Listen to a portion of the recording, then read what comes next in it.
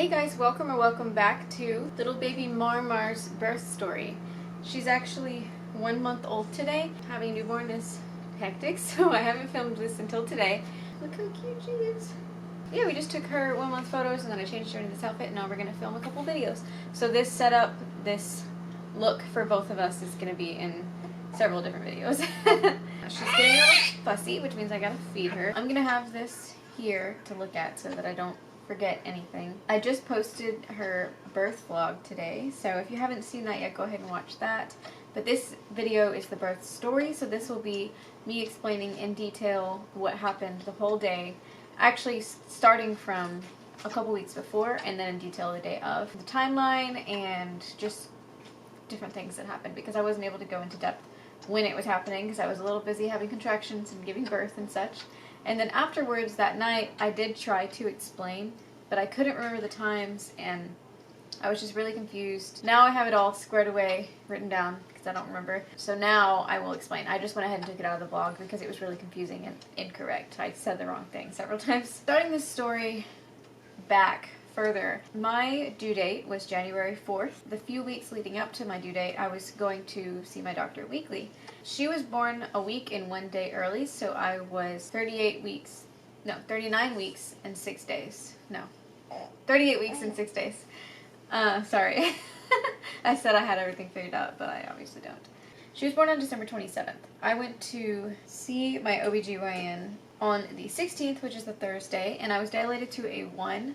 And at this point, they were telling me that they were okay. Like, I was able to be, I was about to say, seduced. What is the word? Babe, what is the word? What? Induced. That's what it is. I said seduced. Bruh. I was able to be induced soon. They said that my cervix was inducible because I was dilated to a 1, and it was 3 weeks before my due date. And so I had another appointment the next week on the 22nd, and they said, we'll go ahead and look at scheduling your induction when you come back next week. And so I had in my head that I was going to be induced on the 28th, 29th, or 30th because that was the first 3 days of 39 weeks, and they won't induce you before 39 weeks unless you have a medical reason. And so when I was going for my appointment on the 22nd, and you'll see this if you watch my Vlogmas. So I went to the appointment on the 22nd thinking I was going to get it scheduled, and I was excited because I wanted her to be born in December. I was tired of being pregnant. Also, you get like money from taxes, which is not like the main reason, but I was just ready to have her. Like, I was really excited. Isaiah's watching the birth vlog and I just heard her screech. Sorry. But when I went to the appointment on the 22nd, I was still dilated to a 1, and although I was, my, whatever it's called, was thinning, I wasn't dilated enough, and my doctor said she wanted to wait until the next appointment, which was on the 29th, the following week, to see where I was at dilation-wise, and then schedule based on it from there. And so I literally cried after this appointment because I really thought I might be induced on the 28th, and now she's telling me that we will talk about inducing me on the 29th, but like the odds of us talking about it on the 29th and her being like, okay, yeah, we'll induce you tomorrow the 30th, were very slim. And then like she wasn't going to induce me on the 31st, that's New Year's Eve, and then the 1st is a Saturday. So in my mind I was like, Amara's not going to be born until Monday the 3rd, because no, it's just the day before my due date, because I was like, this isn't going to happen the way I want it to. So I was really sad. But when I was at that appointment on the 22nd, the doctor stripped my membranes, which is supposed to help induce labor faster. It's like a way of inducing without like using medication or anything. And some people, when they have their membrane stripped, they go into labor within 48 hours. Now, obviously that was not the case for me because that was the 22nd and she wasn't born till the 27th. But I do think that that greatly sped up the process. The 23rd, I just worked. The 24th and 25th were Christmas. And then on the 26th, which was a Sunday, we just did nothing. We just chilled that whole day. That's kind of what we do the day after holidays, is just nothing. And I didn't even brush my hair. All I did was I think we were watching Yellowstone, or we were watching some show. And so I was sitting on the medicine ball in the living room of my in-laws' house while we were watching TV all day, and I was just sitting on the medicine ball, bouncing on it, moving my hips around, just like doing different exercises, basically just sitting on it. And I think that is the second thing that really moved things along. And that was the day before she was born, the 26th. And then on the 27th, I slept in, and I was just planning on working, and we were going to finish cleaning our house and finish setting up things like this rocking chair that didn't get set up till after she was born. Just different things like that. We were going to get things done throughout the week, but I was kind of no hurry, because in my mind she wasn't going to be born until the 3rd of January. So December 27th in the morning, I was laying in bed, and I started getting these pains in my stomach around 11:30 a.m. And it kind of felt like when you're on your period and you have to poop. And so it's like a mix of cramps and having to have a bowel movement. And it hurt. And so I was just like, oh, I have to use the restroom like I'm constipated, because I've been taking iron like almost my entire pregnancy, and still now, because I have low iron, and that makes you constipated. So it wasn't anything out of the ordinary for me to feel that way. And so I was sitting on the toilet, and I was in pain, and I was sitting there for a little bit. And actually, I can check and see how long I was sitting there, because I started tracking it, and it tells me what time I tracked. So let me check that so I can give you facts. Okay, so I found it. So at 12:27, that's when I started tracking them. So I guess I was sitting on the pot for like an hour, because I know it was 11:30 when I was on my phone in bed in pain. I was tracking them, and they were anywhere from 2, 3, 4 minutes apart, sometimes even 1 minute apart. And I was sent a screenshot to Alexis, and I said, I'm having contractions, but they seem inconsistent. Are they Braxton Hicks? And then she asked, are they still happening? And I said, yeah. They hurt, but I have a low pain tolerance, so I don't know, maybe it's not that bad. And then I told her I didn't think it was contractions at first, because I thought I was constipated. And she said, I don't know, just keep timing them. And I've heard that you should time them for about an hour to really tell how consistent they are. Alexis said hers weren't that consistent until it happened for like hours, and then they started being consistent. So I just kept timing them. They were 4, 3, 2 minutes apart randomly. And then Alexis said, if you're still feeling these contractions at 1:45, go ahead and head to the hospital. And they'll just send you home if you're not in labor. It's not a big deal. And then at 1:30, I had been tracking them for an hour, and they were pretty consistently 2 minutes apart at this point. Leading up to 1:30, they started being consistently 2 minutes apart. And there was like a little bit of leaking happening. I thought my water broke, because they said if it trickles down your legs, that's water breaking. And I was just wearing a t-shirt and Sophie shorts, because I had just woken up, gotten out of bed. So I was like, oh, this might be something. And so I figured I needed to get out of there. I needed to get to the main house. I was on the phone with Isaiah, and I was telling him that I think these are real contractions. And he told me to go over to the main house, his parents' house, so that she could take me, because he was at work. And he went ahead and decided that even if it wasn't time yet, he was going to go ahead and head here to pick me up and take me to our hospital. And his mom started rescheduling his routes. And so every time I tried to get up and go over to the main house, I would start walking. I would grab my camera, my phone, my purse, because we already had the hospital bag in the car, in the 4Runner.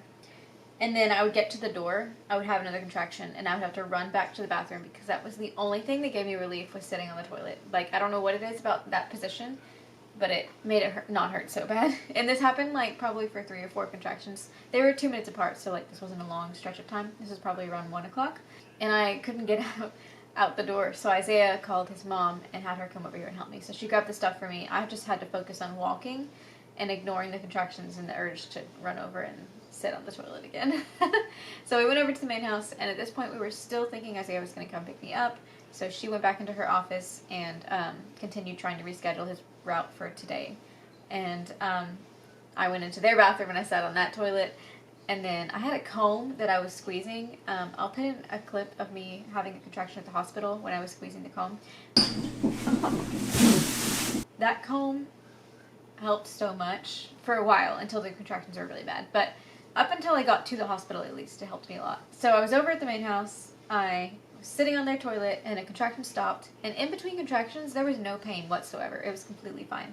So I got up, and then I started having another one, and I sat on the medicine ball, and that helped a little bit too. Isaiah and I decided, we were like, okay, I need to go to the hospital. These are consistently 2 minutes apart. I think that they're real. And my doctor had told me when they were 8 minutes apart to go, because we live like 35 minutes from the hospital. So she was like, since you live so far, you need to leave at 8 minutes. And I was like, I thought these were fake, and they haven't been shorter than 4 minutes since they started. I told Isaiah, I was like, we need to take the 4Runner because the car seat's already installed and the bag's already in there and we need to go. And he was like, okay, tell my mom that she can drive the 4Runner. This is like a big deal for Isaiah. He does not let anyone drive the 4Runner. I've driven it once on a back road going like 10 miles an hour. And I was nervous because he was nervous. He didn't want me driving it. So this was like a huge deal that he let her drive this 4Runner. So then instead of coming here, he changed his direction from work to go meet us at the hospital. And Diana and I got into the 4Runner and we headed towards the hospital. So this is where we were in the text messages with Alexis.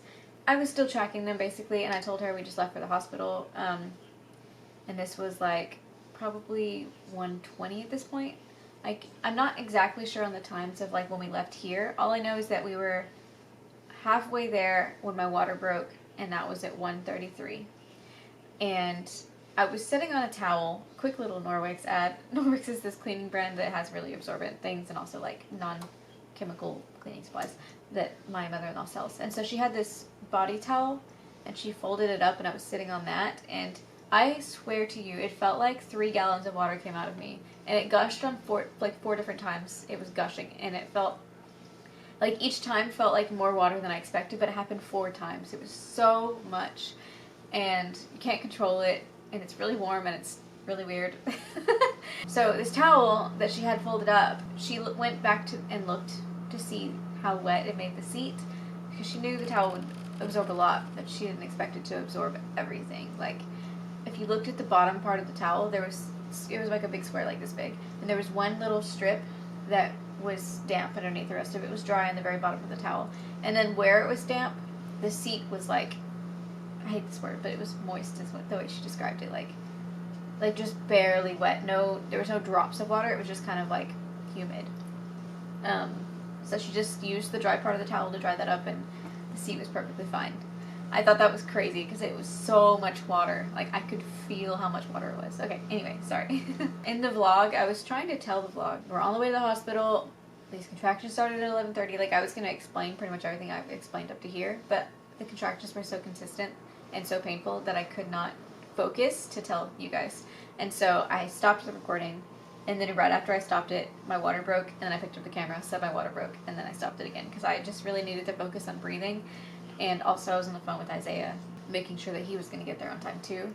Didn't do a very good job of vlogging during labor because it was just so fast. Like, 11:30 contractions started, and then we left. They were already 2 minutes apart by 1 something, and we left for the hospital at we were on our way to the hospital at 1:30.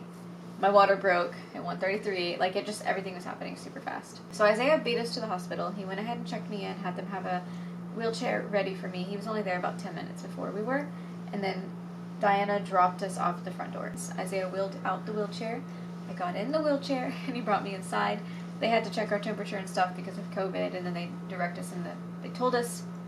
pointed us in the direction of the women's center. I guess it's already been 20 minutes of me talking. This is going to be a long video because it just stopped recording. After they checked us in, they pointed us in the direction of the women's center. I swear it felt like so far. We had to go to like specific elevators. We had to wait for the elevator. I was just sitting here in this wheelchair, squeezing my comb, having contractions, wanting to be in there and just in a bed basically. We finally made it up to the women's center floor, and there was this little waiting room on the left, and then on the right there was this desk, and there was nobody there, and there was one person sitting in the waiting room, and he saw us just kind of awkwardly standing there, me having contractions, and he was like, there's a little button on that door that you can press to call them, for them to let you in. And we were like, okay, thank you. I guess they were really busy, so we pressed the button and they let us through. They wheeled me into a room, and they told us I had to wait in the hallway. Anyway, they wheeled me into a room to check to see if my water had actually broken, because a lot of people think their water breaks, they go to the hospital and they end up getting sent home. And they also wanted to check how dilated it was. So they had me get into this bed, and they checked my dilation, and normally when they check my cervix, it hurts so bad, but because of how bad my contractions were, it felt like nothing. It was like perfectly fine. And they were like, okay, yeah, you're dilated to a 6 or 7, we'll go ahead and wheel you in to a room. And I was like, a 6 or 7. I've only been having contractions since 11:30. At this point, it's maybe 2. And I'm already at a 6 or 7. I was like shocked. I was expecting to get to the hospital and it was going to be like a 2 or 3. And I was thinking, man, if these contractions are for a dilation of like a 2 or 3, then I can't imagine how bad contractions are going to be for like a higher number. But I was at a 6 or 7. Like, so shocked. So she was like, oh wow, you know, we need to get you into a room. So this bed is one of those that you flip up the rails on the side, you can like roll it through the hallway. So they rolled me into another room. They didn't make me get up, and then we got to the labor and delivery room, and then she's like, okay, get up and get into that other bed. I was like, what was all this, like, rolling me around, and then you just tell me to get up with no assistance? Like, okay. And then she told me, text your husband and tell him he can come in.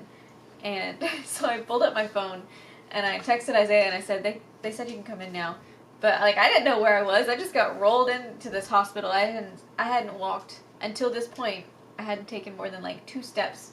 And I took, like, 4 steps to get into this labor and delivery bed. Well, it's a hospital bed in the labor and delivery room. So I was like, well, they said to come in here. I don't know where. He'll figure it out. And he did, because he came in a little bit later.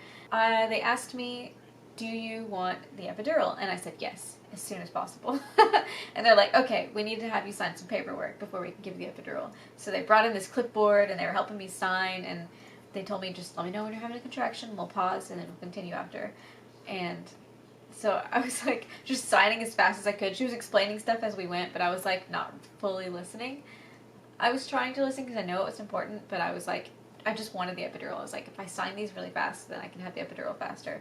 And I probably had like 10 contractions. And I stopped timing them when I got to the hospital. They were maybe 1 minute apart. I have no idea. Yeah, I don't know how far apart they were, but there were so many. It just felt like it took forever for me to get the epidural. And even once I finished the paperwork, we still had to wait for the anesthesiologist to come in with all of their equipment and to do the epidural. And Isaiah said it really wasn't that long that we were waiting, but it felt like forever to me.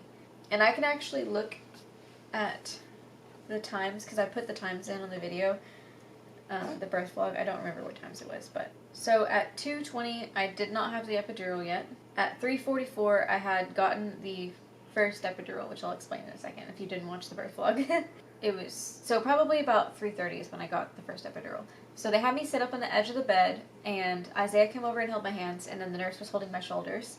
The anesthesiologist was on the other side of the bed, at my back, obviously. That's where the epidural goes in. And the nurse handed me a pillow. She had me like hunch over, and she told me to tuck my chin and to be as still as possible. And they said to let them know right after a contraction ends so that they can start it when I'm not having a contraction. But of course, it's a long process, so I did end up having a contraction while they were doing this. So I don't know exactly what the process is of like putting it in and everything, but there were several points where they're like, okay, you're going to feel a pinch, you're going to feel another pinch, you're going to feel some cold, you're going to feel more cold. Like there was like 4 different times where they're like, you're going to feel something. So I don't know what the process is, but I know that they taped up my back like crazy when they were doing this. And then once they were done, well, while they were doing it, I started a contraction, and I was so nervous that I was going to move, and like, I don't know how it works. I'm not a doctor, not a nurse, not a scientist, but I was scared that if I moved, I was going to be paralyzed, because I knew that the epidural was like in my spine, and that's all I knew. And so I was like having this contraction and trying so hard not to move, because I was like, I'm gonna die. And so I didn't move. They finished the epidural, and then they had me sit up, and they said, okay, let us know if you hear any ringing in your ears, or if you taste something weird in your mouth that kind of tastes like copper, like maybe you have pennies in your mouth, that kind of taste. And I was like, I don't taste anything. And I said, I kind of hear like a low hum. Like it feels like I have cotton balls in my ears. And I started getting really drowsy. I couldn't think straight. And the epidural worked, but I could still feel the contractions, which I thought was what was supposed to happen. But it only worked for like 3-ish contractions, and then they would be painful again, like just as bad as they were before I got the epidural. And then they would do something called a bolus, which is where they rush the contraction, or the epidural medication and into my system. And it would work again for a few contractions, and then it would stop working. And they were trying to figure out what was wrong, and I was laying down at this point, and I was falling asleep between contractions. And I wasn't really tired, like I had slept in normal. Actually, I slept in, so I shouldn't have been tired, but I was falling asleep between contractions. I couldn't think straight, And I'll put in a short clip of me trying to talk when I had this first epidural. How are you feeling? Drowsy. Feeling drowsy? The epidural working decently well? It was for a while, but it's wearing off. So as you can see, I'm like super out of it. Very, very out of it. I didn't know what was happening. And they said, what do you want us to do? We have a couple options. We can try to reposition it, or we can redo it. It's not working the way it's supposed to, and your contractions are only going to get worse. At this point, I think I was at a 7 or 8. I asked, it works when you do the bolus. Could you do that right before I start pushing? I didn't know how long you pushed for. I said, could you do that right before I start pushing so that it works for that? And they were like, honestly, the contractions might be so bad that it won't even work at that point. So we need to do something. And they said they recommended that they redo the epidural. I was scared to have them redo the epidural because my mom had her epidural redone when she was pregnant with me or my sister, I can't remember. And she had prior medical issues, so that's probably the reason. But in my mind, I was like, this is going to happen to me. So my mom, when she had her epidural redone, she started convulsing, like basically having a seizure. And that story, it's a hilarious story when she tells it, but when you're in that situation thinking that this could happen to me, it's terrifying. And so I was like, I don't want to redo it because I'm scared something like that's going to happen to me. But they convinced me, and obviously they're professionals, they know what they're doing. I don't, like I said, I'm not a scientist, nurse, or doctor or anything. So I was like, okay, if you think we need to redo it, then we can. And I said, but I honestly don't think I can sit up. And they were like, don't worry, we'll help you sit up. And so they did. I held my hands again, the nurse held my shoulders. I leaned over. She didn't give me a pillow this time, but whatever. And I had to go through all of the pinches and pains, but like I said, my contractions were at the worst at this point, because obviously they're progressively getting worse. And I wasn't screaming or anything. I was breathing pretty good, but I was like moaning in pain. And I think the worst contraction I had is while I was getting the epidural redone. It was a really bad one. But as soon as they redid it, my mind cleared up. I was alert, awake, happy, like I was great. And then I felt nothing contraction-wise. I could still move my legs barely, like I could wiggle my toes and I could try to lift my legs, but I couldn't fully lift them, which I thought was interesting because I was like, how do I I can't even tell them having contractions, but I can move my legs. Like I thought that was really weird. And so since it worked, they checked, and I believe I was dilated to a 9, and they were like, okay, we just need to wait for you to get to a 10. And so they told me to try to take a nap. So they turned the lights off. They helped me position myself sideways with a peanut, one of those like birthing peanut thingies, and I was trying to take a nap. And I couldn't feel the contractions at all. And once I sorry, I forgot to say this part. I'll go ahead and put in a clip of me after the second epidural, and you can see the difference between the first and the second. They redid the epidural, and it worked a lot better. Because the first time I felt like really drowsy, but I was still feeling the contractions. But now I feel like more conscious, and I can't feel the contractions at all. And then because I was so clear-headed, I also found out that my mom could come in there. I was like, okay, Isaiah, go get my mom. I want her to be in here. Not like I needed her, but I knew she wanted to experience it, and so I was like, yeah, go ahead and go get her. Isaiah and my mom were just sitting there chilling. I was trying to nap, but I wasn't tired, and all I could do, because they had a monitor on my stomach for her heartbeat, and you could hear the heartbeat in the room, and all I could do was listen to that. And every time, I guess a contraction was happening, I couldn't feel it, but every time I was having a contraction, the monitor would get really quiet, and so you couldn't hear her heartbeat anymore, and that was really freaking me out. Hold on. Is this sweater too warm? It looks so cute on you, but I think it's too warm. I was trying to sleep, but I couldn't because I was listening to her heartbeat, and I was scared that something was going to happen to her. And then I think it was like an hour or so, maybe an hour and a half, that I was like trying to sleep. And then my nurse came in, and she checked to see how far dilated I was. She said, I can still feel a little bit of cervix, but we can do a push test to see what happens. And so I tried pushing, and she was like, no, you're not ready yet. And then she helped me flip onto my other side. And since I had been laying in this one position for so long, my left leg fell asleep. Like I said, I told you I could still kind of move them, like I could feel my legs kind of. But my left leg fell asleep. And even after trying to move it, it did not wake up again, pretty much through the entire birth. So that was interesting. I was like, okay, good, because I was concerned that my leg was asleep. And I thought that I was going to go into like sleep paralysis because I like wasn't moving because had an epidural, and so I don't know, I didn't have like the regular like twitches that you do when you don't have an epidural. And so I was like, okay, thank you. I really wanted to turn over. So she helped me turn over to the other side, and then I tried to sleep again for maybe 30 more minutes. And then my doctor came in, and they decided to do a push test again. And this time, they were like, yeah, we can go ahead and do it. And so they took off the end of the bed. They brought in those things that like you put your legs on. I couldn't feel the contractions. At the end of like me trying to sleep, I could start to kind of feel pressure of them, but there was no pain yet. Of course, the epidural slowly fades, but I never really had any major pain after I had it, the second one. So they got it all set up, and probably at like 6:45, I would say, is when we started pushing, as my guess. We don't know for sure because we weren't recording at this time, so we don't have like the timestamps from the recording. But Isaiah said he thinks that I pushed for 40 minutes, and she was born at 7:30. So probably like 6:45 or 6:40 or 6:50, something around there is when we started pushing. And they would have to tell me when I was having contractions because most of the time I couldn't feel them. We would push for 10 seconds, and we would do 3 pushes per contraction. And then in between contractions, we would relax. And the position that they had me push in is, I have my legs on these things, but I would put my hands on the inside of my thighs, and I would lift them off of the little things.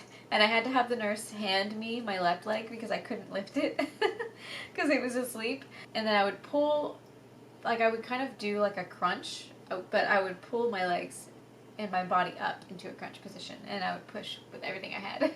So much so that my mom said my face was red like a tomato, and I actually ended up popping a blood vessel underneath my eye right here. While I was pushing, there was something called turtlenecking, where the baby's head starts to come out when you're pushing, but then when you relax, it goes back in a little bit. And usually that's just caused by the cervix, I guess, or just the vaginal wall in general. Like, basically it's going to rip. Usually that's what causes it. For me, she was hitting my tailbone, and that's what was making her turtleneck. And my doctor was very convinced that my tailbone was going to break. She was like, I just want to prepare you for this. Like, if you hear that noise when she comes out, don't be alarmed. That's just your tailbone breaking. It'll be okay. We can't bandage it up or anything. It just has to heal on its own, and it's going to be very painful. Just want to prepare you for that. Like, she 100% thought it was going to happen. And the nurse that was helping asked, if it breaks this time, will it break every time she gives birth? And my doctor said, oh, we'll see in a couple years. She was that convinced that it was going to break. Spoiler alert, it didn't break. Thank God it didn't break. Thank you for not breaking it. The reason that her head was so cone-headed is because she was in my birthing canal for several weeks. And whenever I went to get my cervix checked, they had to have me in like weird positions to check how dilated I was, because they said her head was literally in the way. And the last time that I went to the doctor, they said, oh, she has a lot of hair. I can feel it. They could feel it through my cervix or whatever that lining is. They could feel it. That's crazy to me. And I was like, oh, I know she has a lot of hair because I had heartburn every day. And so pushed for 40 minutes. In between contractions, we were just relaxing and just like having these normal conversations.